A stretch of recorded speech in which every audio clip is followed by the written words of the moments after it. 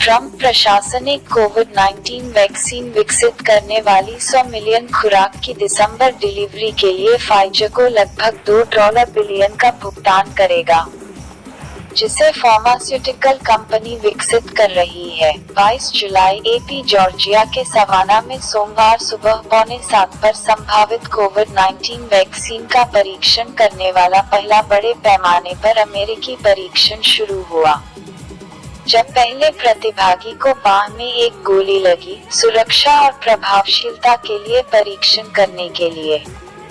15,000 लोगों को एक महीने के अलावा उम्मीदवार के टीके के 2 शॉट मिलेंगे, एक और 15,000 को उसी समय पर प्लेसबो मिलेगा। पहला परीक्षण कैम्ब्रिज, मैसाचुसेट्स में स्थित नेशनल इंस्टीट्यूट ऑफ हेल्थ और मॉडर्न नामक बायोटेक्नोलॉजी कंपनी के बीच एक सहयोग है। जर्मन वैक्सीन डेवलपर बायोटेक के साथ साझेदारी करते हुए फार्मास्यूटिकल दिग्गज फाइजर ने सोमवार देर रात घोषणा की कि उसने अपने उम्मीदवार के टीके का समान आकार का लेट स्टेज ट्रायल भी शुरू किया है, जो एक समान तकनीक पर आधारित है। अगले 2 से 3 महीनों में विभिन्न उम्मीदवार टीकों के कई अन्य परीक्षण शुरू होने की उम्मीद है। परीक्षण में $6 मिलियन से अधिक का समर्थन किया जा रहा है, जिसका उद्देश्य नैदानिक से पहले सैकड़ों मिलियन खुराक का निर्माण करके टीके के विकास को गति देना है,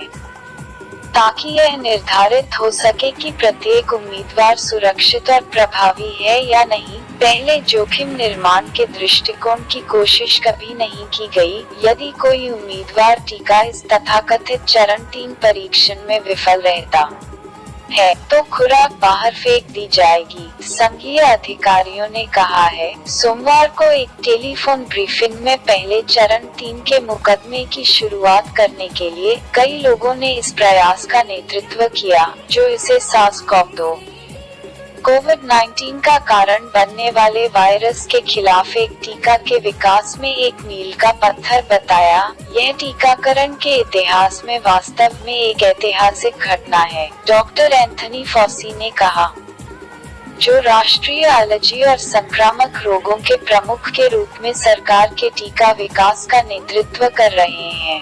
कोरोना वायरस वैक्सीन बनाने का दबाव दिन पर दिन बढ़ रहा है, लेकिन सुरक्षित वैक्सीन के लिए बाजार में प्रवेश करने में समय लगता है। बस पूछे जाने वाले प्रश्न। संयुक्त राज्य अमेरिका आज टीके की सुरक्षा पर कोई समझौता नहीं, फॉसी और एनआईएच के निदेशक डॉक्टर फ्रांसिस कोलिन्स ने जोर देकर कहा कि यद्यपि टीका विकास अभूतपूर्व गति से आगे बढ़ रहा है, ये बड़े चरण 3 परीक्षण यह सुनिश्चित करेंगे कि एक टीका सुरक्षित और प्रभावी है। सुरक्षा के संबंध में कोई समझौता नहीं है और न ही वैज्ञानिक अखंडता है, फॉसी ने कहा। अधिकारी यह देखने के लिए प्रत्येक परीक्षण का उपयोग करेंगे कि क्या कोई उम्मीदवार टीके SARS-CoV-2 के खिलाफ कम से कम 60% प्रभावी है या नहीं। एक उम्मीदवार को टीका प्रभावी साबित करने के लिए प्रत्येक परीक्षण में लगभग 150 से 160 लोगों को संक्रमित होना चाहिए। फाउसी ने कहा कि परीक्षणों के परिणाम नवंबर या दिसंबर से पहले होने की संभावना नहीं है, लेकिन उन्होंने जल्दी परीक्षण रोकने की संभावना को छोड़ दिया। अगर परिणाम जल्दी से एक टीका दिखाते हैं तो प्रभावी है।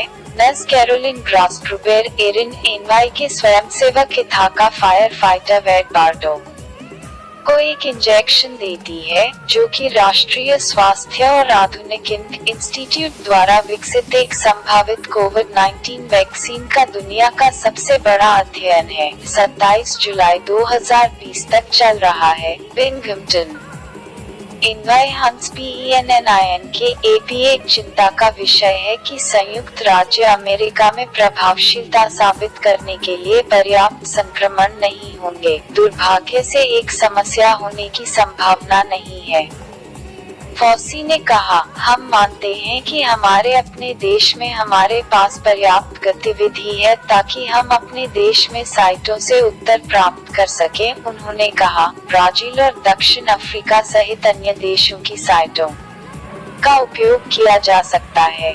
यदि संक्रमण की दर यहाँ बहुत कम है,